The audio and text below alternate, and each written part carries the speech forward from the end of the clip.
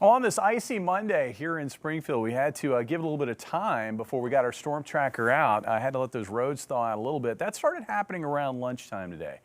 I mean, if you were one of those unlucky few that had to get out the first few hours this morning, I tell you what, this is about as bad as it gets on roads when it's nothing but a sheet of ice. Thankfully, though, temperatures did climb above freezing. That really mitigated the impact of this ice event.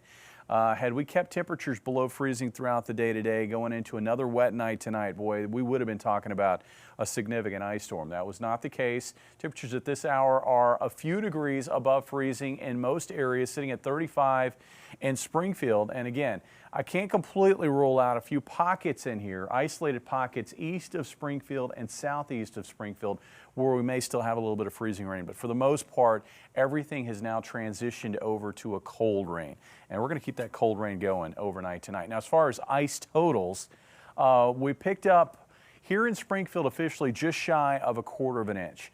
The heaviest ice accumulations, again, were in this area east of Springfield and southeast of Springfield. I think one of the bigger amounts reported was in Ava, about a third of an inch, but there could have been a few spots in here that saw a bit more than that. It was really from about, say, Branson north to Chadwick, east over toward Hartville, and that little triangle where we had the greatest ice accumulations with this event. But this is a widespread winter weather event with ice extending all the way down toward the Dallas-Fort Worth area and then extending all the way northeast up towards Chicago. Again, most areas now it's just wet conditions, but given the fact that ground temperatures were well below freezing going into this, with the ice that developed this morning, we're probably still looking at some slick areas on area roads, and that will continue into the overnight hours with temperatures hovering just above the freezing mark.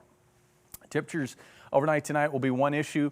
Rain will be another. Looks like a cold rain through midnight, shutting down after midnight as that wave moves out. And then we'll find just lingering maybe mist. I think we'll probably find some fog development here across southern Missouri and in northern Arkansas, mainly south of I-44. Tomorrow looks like a cloudy and cool day with temperatures warming into the 40s. And then here comes the next wave of wet weather. And that will overspread the area tomorrow night and then move out by morning on Wednesday, with fog once again becoming an issue, I think, south of the interstate for the morning on Wednesday, and then cloudy skies to follow.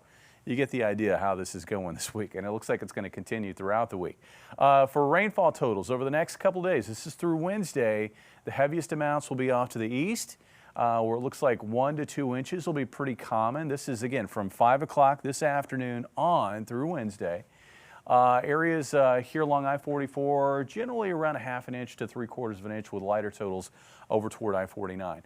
Temperatures tonight holding steady. Most areas staying above the freezing mark, so we'll slowly continue to thaw out.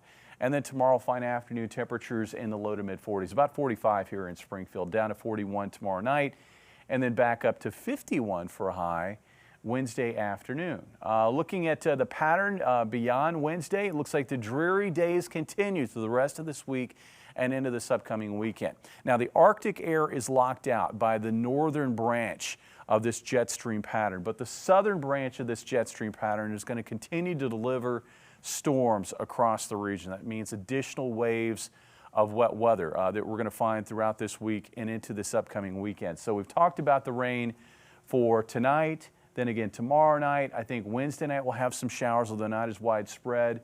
Thursday night we get a break from the wet weather, but then more rain moves in, I think, for Saturday, for the first half of the weekend. Notice temperatures after topping out near 50 on Friday, you get a little chillier over the weekend, but then we're back up to 54 for a high with sunshine on Monday of next week. Guys? All right, Jamie.